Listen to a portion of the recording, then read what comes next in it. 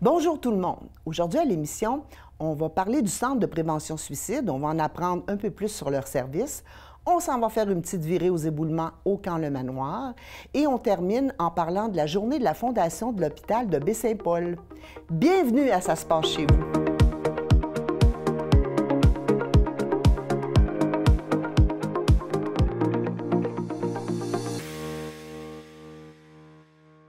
Alors, tellement contente de recevoir Marisol Côté, qui est la directrice du Centre de prévention suicide de Charlevoix. Bonjour Marisol. Bonjour Josette. Ça va bien? Oui. Contente de te recevoir. Je sais que tu es une nouvelle directrice qui approche de sa première année comme responsable du comité. Tu vois, je suis portée à dire comité parce que moi, là, je vais vous dire à la maison que j'ai déjà fait partie du CA. Puis on appelait ça comme ça. Donc, vous voyez ce que c'est des vieilles habitudes, le Centre de prévention suicide. Marisol, parle-moi un peu de la nouvelle réalité quand on est une nouvelle directrice et qu'on arrive en poste. C'est beaucoup de défis. Beaucoup de défis? C'est de relever un gros défi, mais un beau défi. Alors moi, j'arrive avec un bagage de gestionnaire dans un organisme communautaire. Puis, moi, je suis vraiment une gestionnaire, je ne suis pas une intervenante. Alors, j'arrive là avec mon bagage, puis j'emmène une structure au Centre de prévention du suicide. J'emmène des nouvelles façons de travailler avec des nouveaux protocoles pour mon équipe. Fait que je les désoriente un petit peu, mais on fait ça d'une façon très amicale. Ils font partie du processus de changement pour aller vers notre mission qui est de prévenir la problématique du suicide dans notre belle région. Oui, puis c'est notre belle région, puis partout au Québec aussi. On sait que c'est presque un fléau hein, que les gens choisissent ce moyen-là pour se régler un mal d'être à l'intérieur d'eux. Dis-moi, Marisol, ça serait quoi le portrait de l'année? Là? Tu sais, tu viens de faire une année. C'est quoi la réalité de notre région? Bien, on vient de terminer mon premier rapport d'activité. Bravo. Alors, tu sais, dedans, on a toujours des statistiques qui démontrent qu'est-ce que les gens, qu'est-ce qu'on a fait au niveau des interventions, au niveau de la prévention, au niveau de la postvention. Puis, on voit que cette année, on a eu autant de demandes que les autres années. Okay. La pandémie a amené des demandes, mais des demandes qui sont peut-être un petit peu plus profondes, mais pas des demandes différentes. Fait que nos interventions, 50% de nos interventions, ce sont des gens qui sont en crise suicidaire, qui demandent de l'aide directement. Et on a un autre pourcentage qui est à peu près 30%. Ça, c'est un petit peu plus élevé que les autres années. Ce sont des intervenants qui font appel à nous. Alors, des gens dans les CIUS, dans le CLSC, dans nos partenaires qui font appel à nous pour se faire faire, on appelle ça du coaching d'intervenants. Alors, quand ils ont quelqu'un pour une problématique autre, puis qui va passer dans un épisode suicidaire, bien là, on peut faire de la co-intervention avec eux ou on peut faire juste du coaching, on les aide, on les accompagne là-dedans. Fait que ça devient, c'est une demande qui est grandissante. Et évidemment aussi, on a nos demandes, évidemment, pour les postventions. Oui. Postvention, est-ce que tu sais c'est quoi, Josette? La postvention, c'est sûrement pour faire un suivi, soit avec les gens qui sont sortis de leur crise ou avec les familles qui ont vécu un deuil face au suicide. C'est ça. C'est vraiment plus au niveau du deuil. Alors, on accompagne les familles qui ont vécu un deuil par suicide ou un ami ou quelqu'un dans leur entourage, dans leur famille. Fait qu'on peut se déplacer en milieu de travail. On peut aussi rencontrer des amis, on peut rencontrer des familles qui ont vécu ce drame-là pour les aider à comprendre l'incompréhensible. Oui, c'est ça. Parce que souvent, il n'y a pas une lettre là, qui explique nécessairement pourquoi la personne a posé ce geste-là. Dis-moi, Marisol, à une certaine époque où j'étais gestionnaire d'un grand groupe d'employés, je me souviens moi-même, puis je comprends les intervenants ou les gens qui sont en poste de gestion. On est souvent, je dirais, un entre-deux. Hein. Les gens ont confiance en nous parce qu'on a développé ça par notre présence puis notre façon de gérer en collégialité avec les employés. Puis moi, je me souviens d'avoir téléphoné parce que j'avais des employés qui étaient préoccupés par l'état d'une personne, puis je m'étais pas sentie très outillée pour intervenir, puis je savais qu'il fallait que je fasse quelque chose. Donc, j'avais appelé, puis j'avais reçu un très bel accueil, tu sais, d'une première intervention à faire avec la personne, puis ensuite lui donner les informations pour téléphoner elle-même, puis faire le suivi, puis qu'elle sente qu'on était là, que, tu sais, que j'étais présente, puis que votre équipe à l'époque pouvait faire quelque chose. Puis c'est là aussi que j'avais réalisé que dans mon organisation, bien, peut-être qu'il y aurait des gens qui pourraient être présents pour, je dirais, avoir l'écoute plus propre, plus, tu sais, OK, je pense que quelqu'un va moins bien. Et je me souviens du service de sentinelle. Est-ce que ça existe toujours? Totalement. Oh. Les sentinelles, ça existe. On vient de faire une formation il n'y a pas longtemps. Ah oui, OK. On a reçu en 2022 une subvention de la Fondation Malbaille pour nous aider à développer ce service-là. Fait qu'on avait des sous. Fait que grâce à ça, on a été capable de faire une formation gratuite au niveau de la population. Puis, dans le fond, les sentinelles, ce sont nos yeux. Nos yeux et nos oreilles dans des organismes. Ça, c'est un service qu'on offre, qu'on est capable de dire, on s'en va dans une entreprise, tout dépendant de la grosseur de l'entreprise, ou ce qu'on peut dire, OK, on va regarder avec vous votre besoin, puis nous, on va s'adapter, puis on va vous proposer un plan de développement. Fait que ça pourrait être une grosse entreprise, une petite. Quand c'est des petits, souvent, on va mélanger des gens de diverses entreprises ensemble, puis on va les former. Puis dans le fond, ce que tu as fait, tu as agi en sentinelle parce que tu as eu une référence de quelqu'un ou tu as eu un doute sur quelqu'un, puis tu nous as appelés. Bien, c'est ça, un sentinelle, mais n'importe qui peut le faire. Ça ne prend pas une scolarité, ça ne prend pas pas besoin d'être un intervenant pour ça. C'est souvent juste des gens qui ont une belle écoute empathique. Puis en sortant de pandémie, on entend tellement parler de la maladie mentale, de la détresse des gens. Mais juste d'écouter puis de dire « Oh, j'ai un doute », on appelle. On appelle, puis nous, on va vous donner le support nécessaire. Puis au besoin, on va aller rencontrer la personne ou on va appeler la personne, tout dépendant de la situation, comment elle est complexifiée. Si je comprends bien, Marisol, admettons que je travaille, par exemple, pour la Caisse populaire, qui est, on sait, qui est une entreprise corporative importante, qui ont beaucoup d'employés. Ils pourraient vous téléphoner puis dire, bien, nous, on veut avoir à l'intérieur de nos employés, on a ciblé des gens qui ont donné leur nom pour devenir sentinelles.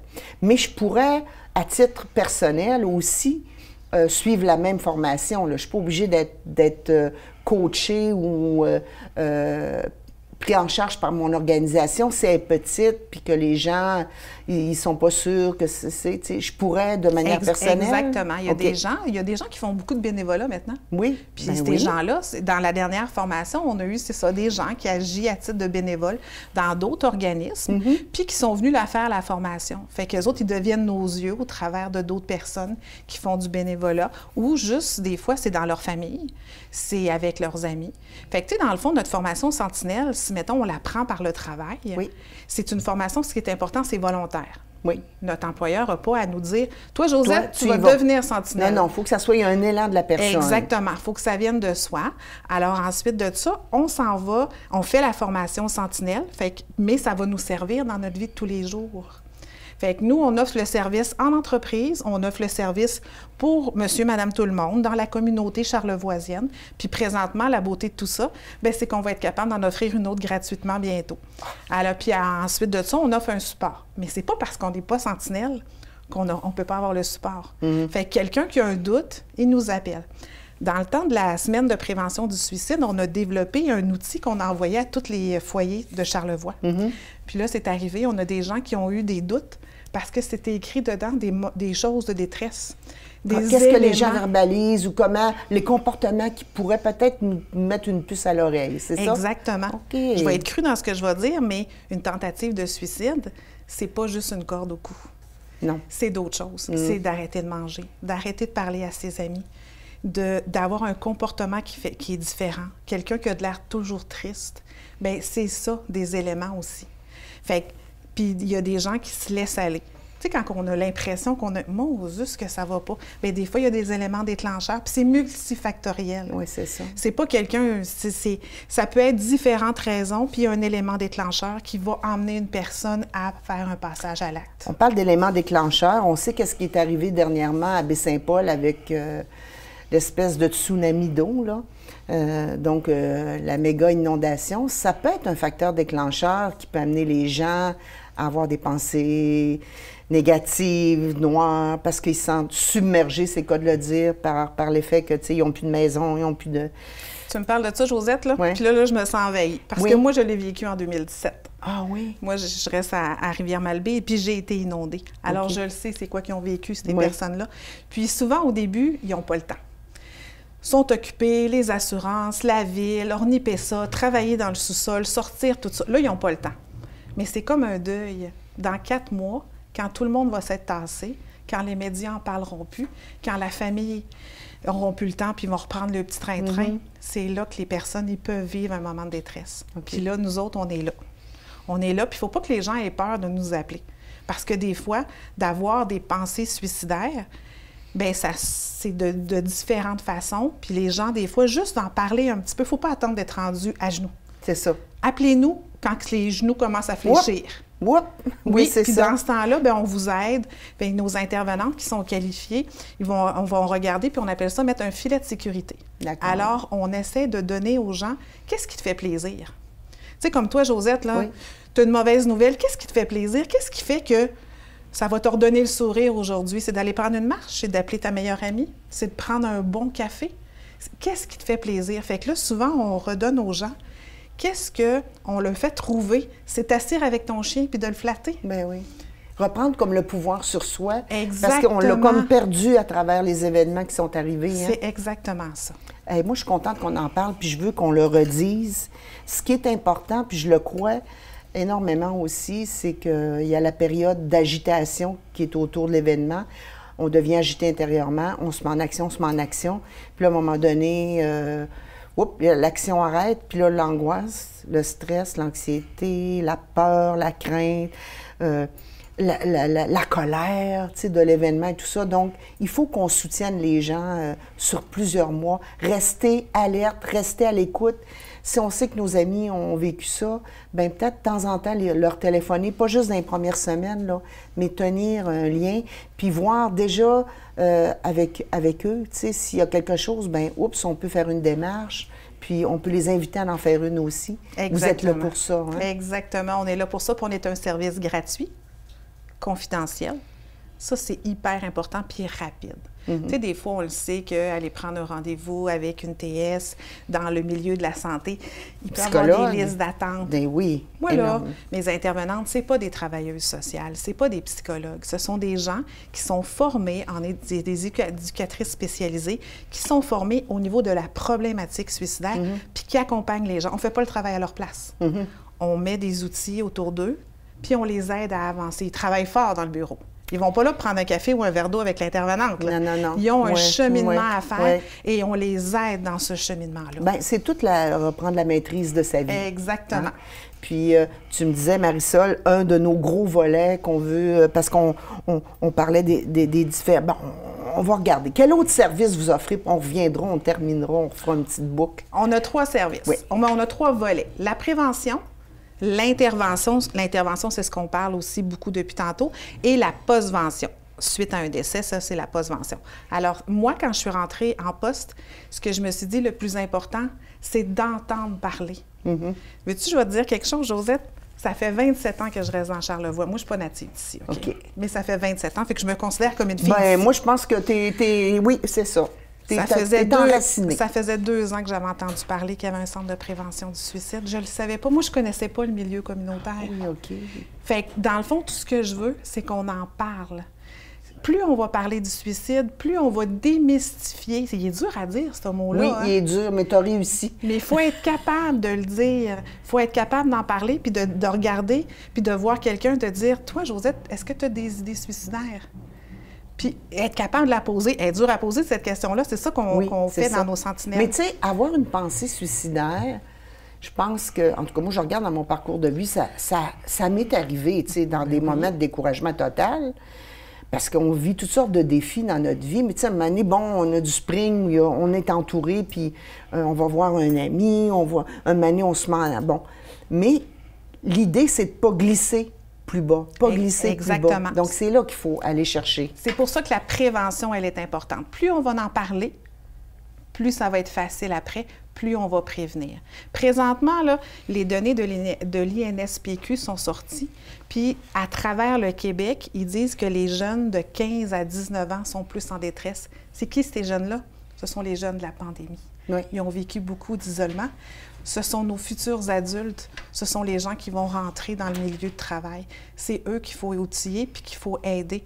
Parce que ces jeunes-là, bien, ils étaient tout seuls. Ouais. Ils étaient dans leur chambre avec le téléphone. Mais le téléphone, c'est pas ton ami, ça, là, ton téléphone cellulaire. C'est les médias sociaux. Fait que le contact et la chaleur humaine, elle est importante.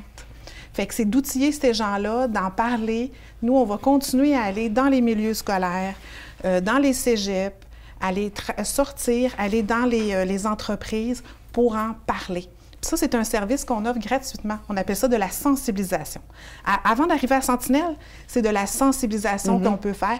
Soit on va faire un kiosque, mettons, il y a un marché, puis on pourrait aller faire un kiosque bien là. Sûr, fait qu'on fait juste ça. Oui. Ou on va faire une présentation dans un milieu. Puis après ça, il y a des gens qui sont intéressés. Là, on les invite à devenir sentinelles. Wow! Dis-moi, Marisol, avez-vous des projets spéciaux pour l'année 2023-2024? Parce que l'été, bien, je sais que vous êtes toujours présent parce que c'est pas un service, c'est un service qui continue à l'année. Exact. Mais on a des vacances et tout ça. Avez-vous des projets spéciaux? Puis quels sont je dirais, vos points de financement? Parce que les gens, vous savez, tous les organismes communautaires reçoivent bien sûr des subventions, mais ça ne suffit pas pour qu'ils puissent couvrir toute la gamme de services qu'ils veulent offrir souvent. Donc, il faut qu'il y ait des moyens de financement ou des gens qui vont s'associer à vous pour vous aider à avoir des sous. Exactement. Ce qu'on a fait cette année, c'est qu'on a développé les alliés du CPS. Les alliés du CPS. Ça, ce sont des villes, des organismes, des entreprises qui veulent nous supporter financièrement. Puis là, quand je dis financièrement, là, c'est pas me donner un chèque de 20 000. Là. C'est juste de donner un petit montant, juste pour dire « j'y crois ». Je le sais qu'il y a un centre de prévention. Puis nous, en même temps, bien, on lui donne de la documentation. Fait que c'est ça, ce sont des partenaires que nous avons. Qui croient en nous. Puis des fois, les organismes, c'est le fun parce que j'en ai une en tête, là, que dans une semaine, ils voulaient faire un petit peu un petit projet au niveau des ressources humaines. Puis là, ils ont pris un de nos outils qu'ils ont donné à leurs employés, puis ils ont fait comme un genre de questions-réponses, puis les employés répondaient. Okay. Mais dans le fond, c'était nos services. Okay. C'était notre flyer à nous autres avec tous nos services. Fait que j'ai trouvé que c'était vraiment beau. Fait que dans le fond, c'est notre collaboration, puis notre nom continue à sortir. Les gens lisent nos choses. Puis c'est l'entreprise qui a fait ce service-là. Fait que je trouvais que c'était vraiment bien. C'était une bonne idée. C'était vraiment bien. Puis en même temps, bien, c'est ça. Fait que là, on est dans les alliés. Ce sont une source de financement. Fait qu'ils nous aident avec des montants. Ensuite de ça, on a toujours les dons. Évidemment, chaque personne, les gens peuvent devenir membres. Tu sais, Josette, en devenant membre, là, pas besoin d'avoir un montant d'argent, juste de devenir membre puis de croire en nous, c'est important. C'est important. Parce qu'on devient tous des ambassadeurs. Exactement. Quand on en parle. Puis moi, quand après ça, je vais demander une subvention, puis je leur dis, regardez comment j'ai de personnes qui croient en nous dans Charlevoix. Ah, ben oui, c'est vrai.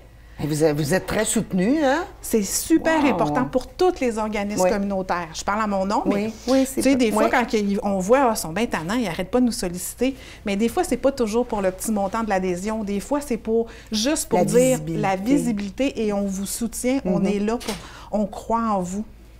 Ensuite de ça, on va avoir évidemment le tournoi qui est fait par la Fondation de prévention du suicide. Le fameux tournoi de golf. Le tournoi de golf. Au mois de septembre, d'habitude. Deux beaux Patrice, oui. Patrice Tremblay puis Patrice Desgagnés. J'espère que je l'ai pas défait son nom. Fait que ce sont deux hommes qui s'impliquent, qui donnent du bénévolat, puis qui font un beau tournoi de golf ici, à Baie-Saint-Paul. Oui, il se fait sur le beau terrain. Le Loup. Exactement. Oui. Puis on a toujours plein de monde qui vient. L'année passée, on a eu un montant record. On a eu un beau 10 300 $ qui ont réussi à venir nous chercher. Fait que ça, ce sont tous des bénévoles qui s'impliquent. puis qui, après ça, qui nous remettent ce montant-là pour nous aider, nous, à faire les projets. Parce qu'à toutes les fois qu'on fait des projets, que je donne une sentinelle, que je donne une sensibilisation, bien évidemment, vous le savez, ça coûte des sous. Oui. Fait que là, il faut y aller de cette façon-là. Puis on a des gens qui font des initiatives citoyennes. Oui, tu me parlais de quelque chose d'intéressant tantôt. Bien oui. Un groupe de motards. Bien, je dirais pas de motards. De motards, ça fait... Un groupe de motos, ce sont des gens qui croient en nous. C'est mieux. Qui vont faire des activités. Là, présentement, si vous allez sur ma page Facebook, ça s'appelle les Black Ravens. Fait que ce sont des gens qui sont venus nous voir puis nous ont dit « On voudrait faire une activité puis on voudrait vous remettre des sous. Comment qu'on fait? » Mais je dis « Mais mon Dieu, vous êtes donc bien gentils. » Merci, vous êtes super. Fait que là, eux autres sont allés chercher des commanditaires avec des prix, 19 prix à faire tirer. Fait que les gens, en échange d'un don, ont une participation. OK. Fait que là, après ça, eux autres, ils vont nous remettre le montant qu'ils nous remettent. Ça, c'est toujours à leur discrétion.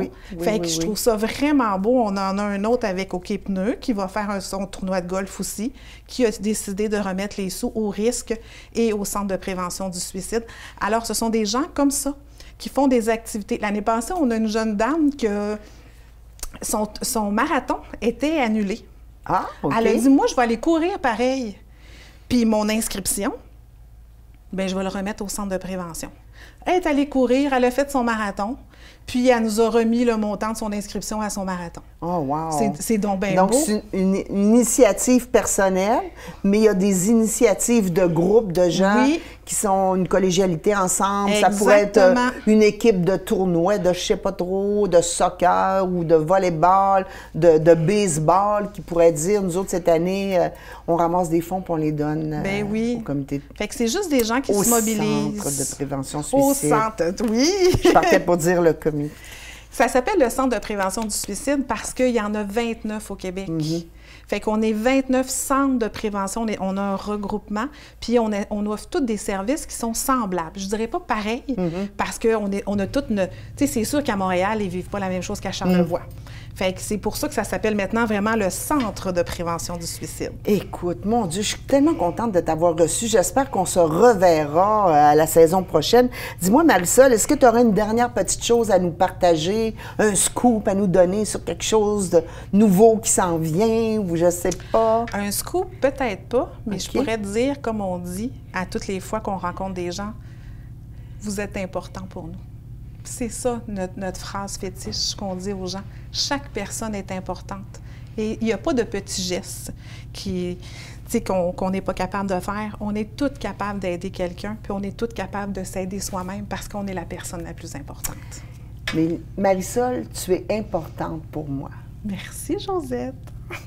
Alors, à la maison, vous aussi, vous êtes important pour nous, puis vous êtes important pour les gens qui vous entourent.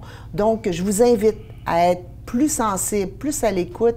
Puis, si vous avez des doutes, eh bien, vous contactez le Centre de prévention suicide de Charlevoix.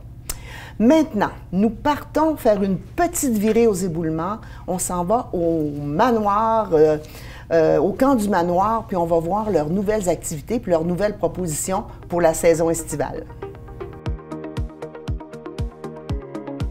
Alors, aujourd'hui, nous sommes chanceux, nous sommes au camp Le Manoir à Les Éboulements et nous rencontrons la belle Catherine Drapeau, coordonnatrice des activités touristiques et de loisirs au camp Le Manoir. Bonjour Catherine. Bonjour. Merci de nous accueillir. Ça fait plaisir. Hey Catherine, quand on arrive ici, c'est un peu honteux de ma part, mais je serais comme jamais venue. Toujours passé autour, toujours cru que j'étais trop vieille pour venir, tu sais. Donc, on voit que les bâtiments ont un certain âge, c'est très pittoresque. Le camp de manoir, ça existe depuis combien de temps?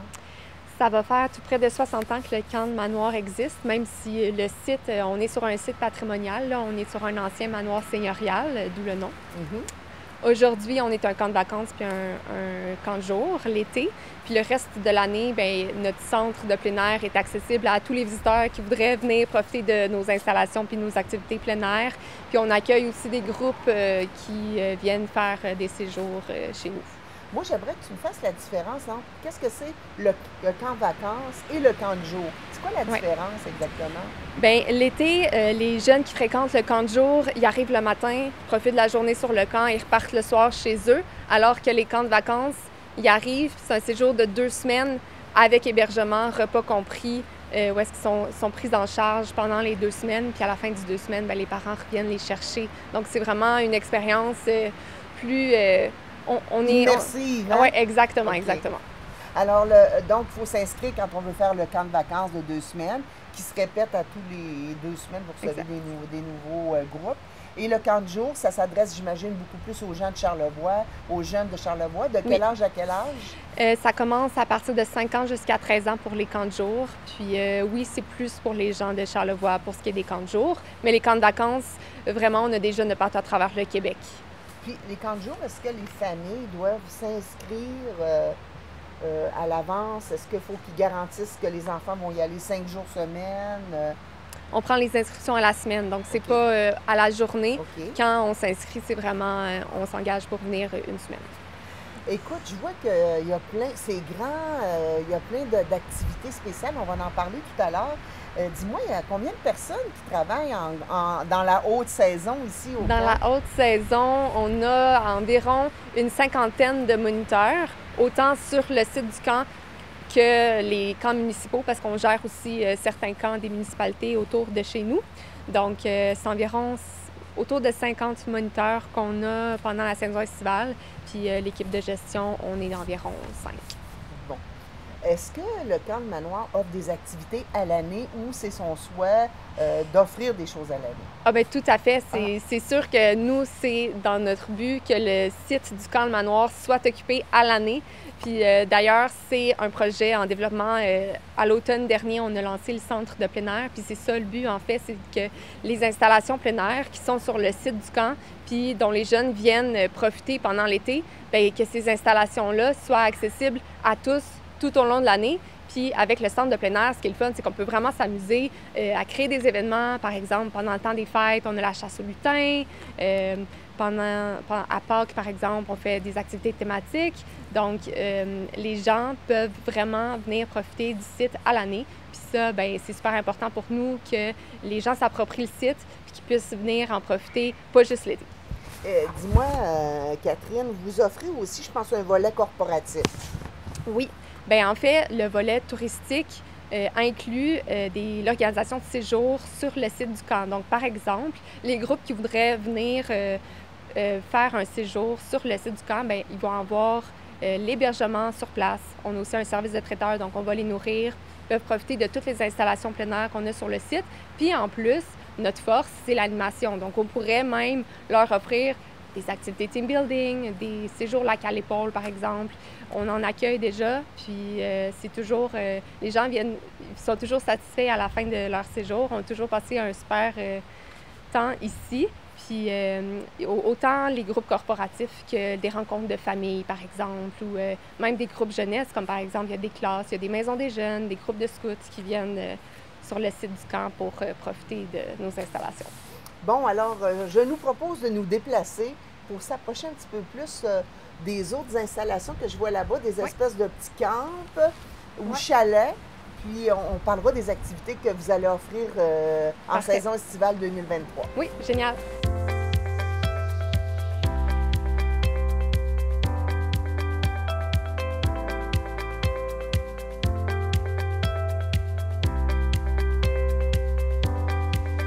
Ah, Catherine, ça fait du bien de prendre le grand air parce que le vent est avec nous aujourd'hui, hein, avec ses merveilleux pins. Dis-moi, Catherine, est-ce que tu pourrais me détailler un petit peu, si moi j'inscris mon enfant au camp de jour, je m'attends à quoi, là, qu'il va faire, là? Bien, c'est vraiment des journées assez chargées, puis les jeunes, ils n'ont vraiment pas le temps de s'ennuyer, là. Autant, le site, il est super grand, c'est un immense terrain de jeu pour les enfants. Autant, on va avoir des activités qui vont faire plus bouger, autant des activités plus créatives ou plus tranquilles. Comme par exemple, on a un petit coin biblio plein air. Okay. On a aussi une piscine en forêt qui est toujours super appréciée des jeunes. On a une grande piste d'hébertisme aussi avec une trentaine de modules, dont des nouveaux cette année. Donc, les habitués vont pouvoir en essayer des nouveaux. Cette année, il y a le parcours aérien que certains vont pouvoir essayer en camp aussi. Puis toutes sortes d'activités de plein air, des grands jeux, des chasses au trésor. Les jeunes repartent pour m'inscrire, hein? un peu, mais les jeunes repartent à la maison puis ils ont eu une journée remplie. Bon, c'est merveilleux. Puis, ceux qui s'inscrivent au camp de vacances qui viennent 2 semaines, est-ce que vous avez des thèmes? Est-ce que vous développez, vous dites, OK, là, on va faire un camp basé plus sur des choses de nature, on va aller en forêt, on va aller découvrir des choses. Comment ça fonctionne? Bien, au camp Manoir, on a un passé seigneurial. Puis on essaie beaucoup de le mettre en valeur puis de le célébrer. Puis nos camps de vacances, bien, à la fin du séjour, il y a toujours une petite cérémonie qui est avec un souper seigneurial, une mise en situation aussi où est-ce que les gens sont costumés, puis on nomme le prochain seigneur qui va être le seigneur nommé pour l'année prochaine, puis ce seigneur-là va être invité à revenir l'année d'après. Donc, il y a cette thématique-là qui est vraiment celle qu'on met en valeur au camp. Puis oui, on a aussi des camps spécialisés. Par exemple, cette année, on a un super camp pêche à la mouche où est-ce que les jeunes vont aller faire un séjour aussi à la CEPAC, puis c'est en collaboration avec Spirit aussi. Puis ça va être vraiment spécial. Mais oui, on a toute une programmation de camps spécialisés pour les jeunes qui ont différents intérêts. Puis aussi, bien, étant donné qu'on est sur un grand site plein air, c'est sûr que tous nos camps ont une certaine vocation plein air. Parfait! Wow! Ça donne le goût, ça donne le goût. Je dis aux gens, pensez-y, là, c'est un beau camp qui est proche. Vous pouvez inscrire soit vos jeunes à la semaine, au camp de jour, ou un camp de 2 semaines où ils vont coucher ici, puis vivre une expérience, faire des amitiés. Oui. Les gens, souvent, ça crée des liens bien particuliers de venir à des camps. C'est toujours des commentaires qui reviennent, justement, puis les jeunes reviennent année après année, puis ils deviennent moniteurs aussi parce qu'ils ne veulent plus quitter le camp le camp de Manoir. Là, ça fait vraiment partie de leur ADN quasiment. Là. Ils se créent des amis, puis après ça, ils deviennent moniteurs, puis ils créent des souvenirs tout au long de leur jeunesse. Ah, c'est beau, c'est beau.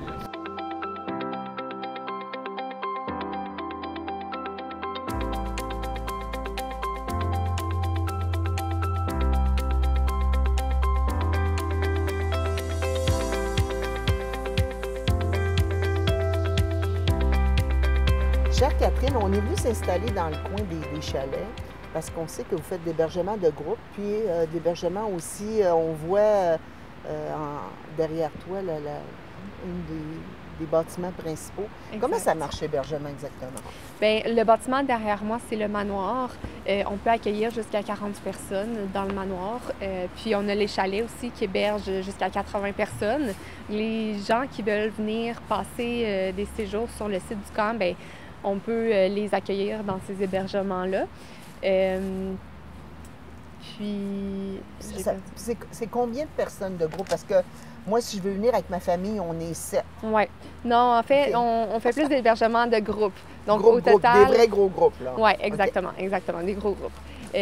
Au total, c'est 80 plus 40, c'est 120 personnes qu'on est capable d'accueillir. C'est quand même des grands groupes. Puis quand ils viennent, c'est ça, c'est un séjour tout inclus avec le service de traiteur, les activités sur place. Est-ce que vos groupes, mettons, vous acceptez à partir d'une quinzaine, d'une vingtaine? Bien, en fait, on a aussi un chalet touristique qui est la résidence, qui est tout équipé. C'est 12 personnes qu'on peut héberger là. Donc, oui, des familles ou comme un groupe d'amis, 2 familles pourraient être hébergés à la résidence puis venir profiter des installations du site. Mais sinon, pour ce qui est du manoir puis des chalets, c'est plus les gros groupes. Des gros groupes, parfait.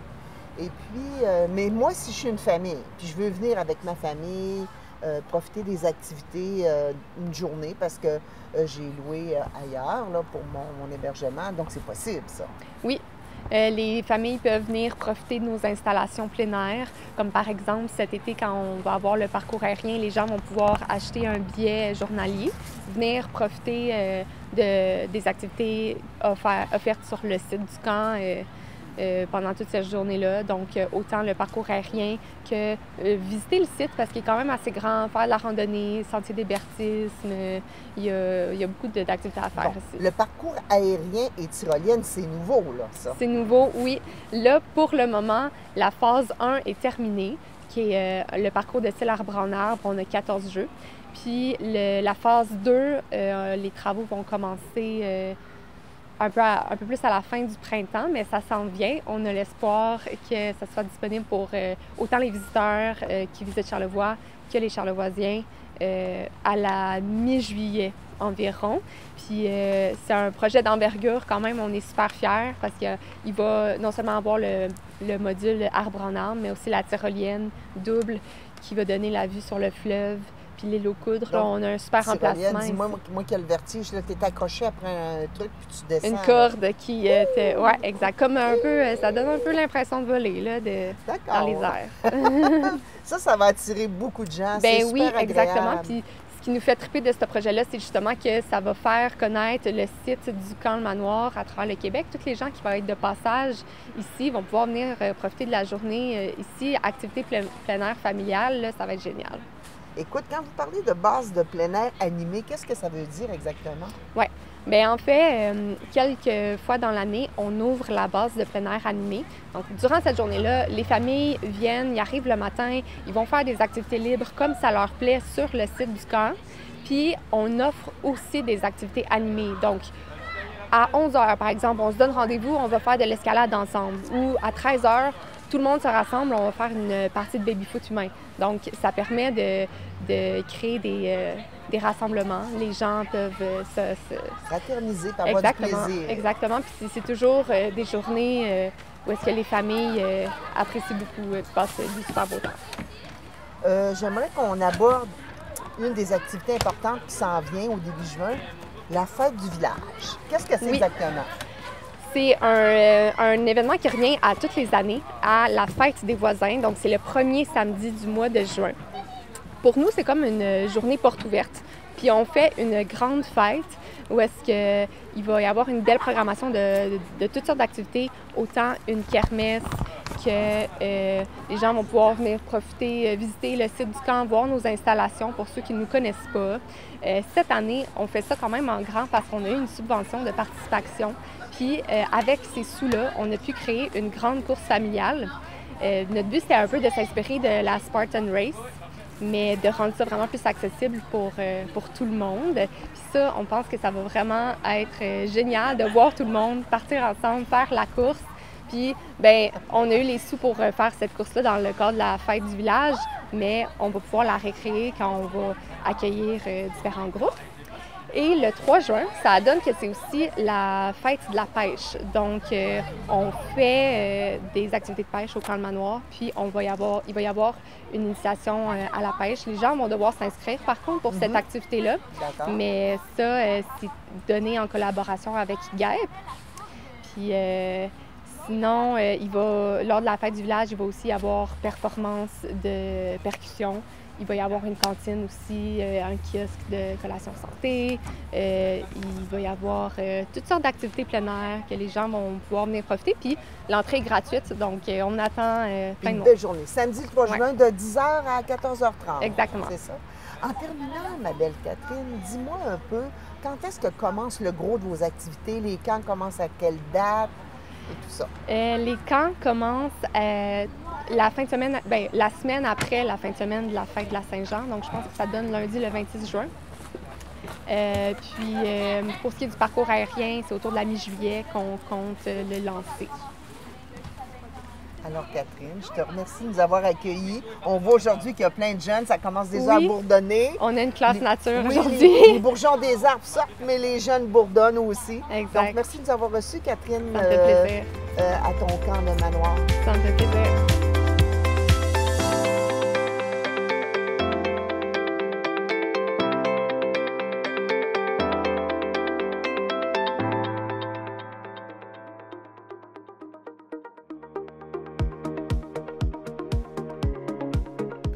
Alors, je suis heureuse de recevoir Catherine Larouche, que je ne connaissais pas, coordonnatrice de la Fondation d'hôpital de Baie-Saint-Paul.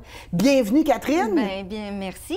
On va s'amuser, on va parler de la fameuse journée de la Fondation qui s'annonce grandiose. Là, j'ai eu la chance d'avoir tout ce qui est je dirais, sur le menu de cette journée-là.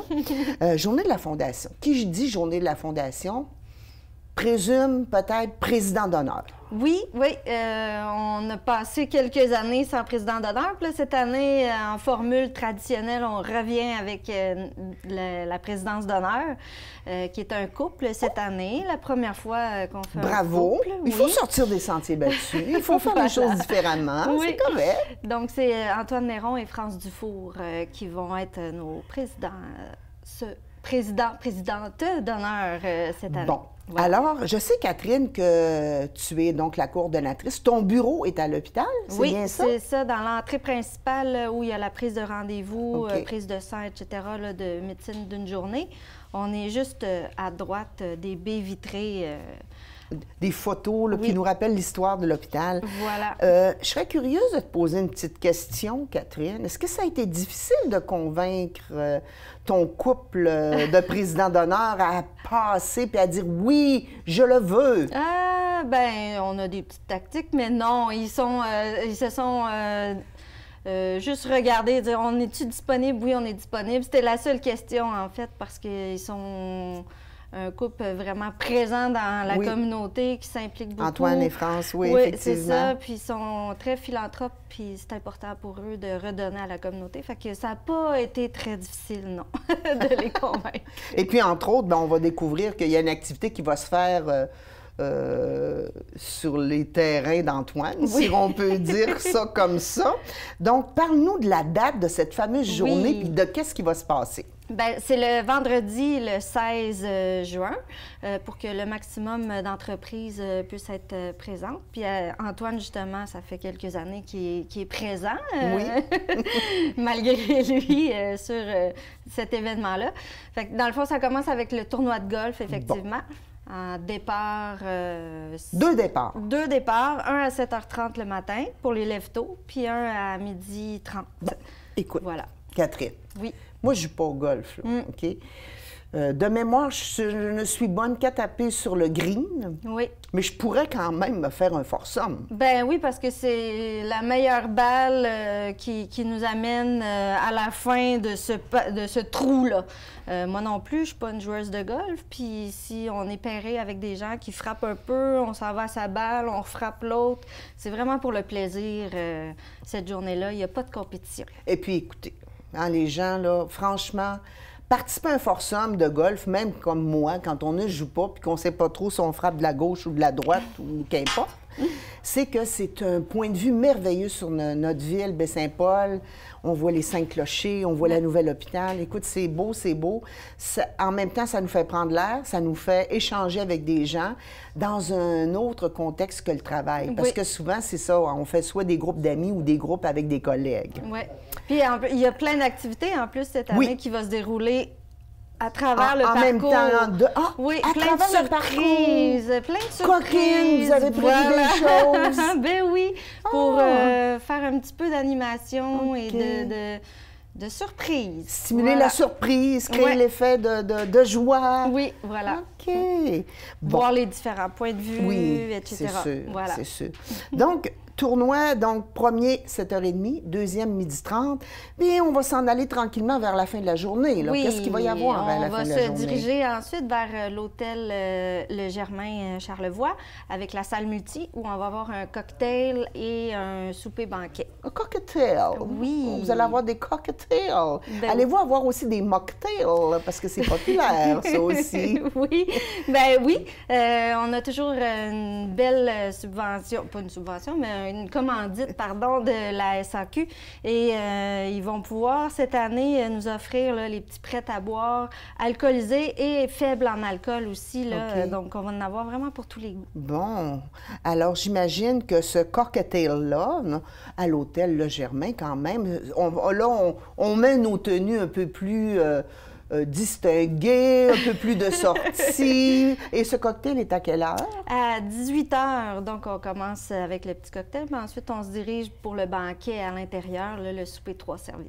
Puis là, est-ce que vous nous avez préparé d'autres surprises Toujours. à travers ce cocktail-banquet-là? Oui, ben notre thématique, c'est à votre santé. Oui. Donc, on essaie de se rapprocher un peu du thème à votre santé, mais il y a aussi la clôture de l'encan qui va se faire pendant la soirée. On a un encan en ligne pour la journée, mais ça se termine aussi avec quelques petits lots spéciaux à la criée à la fin de la soirée. Oh là là! Fait que vous allez avoir un encanteur qui va... Oui. Ah, on met combien sur là? OK. Voilà.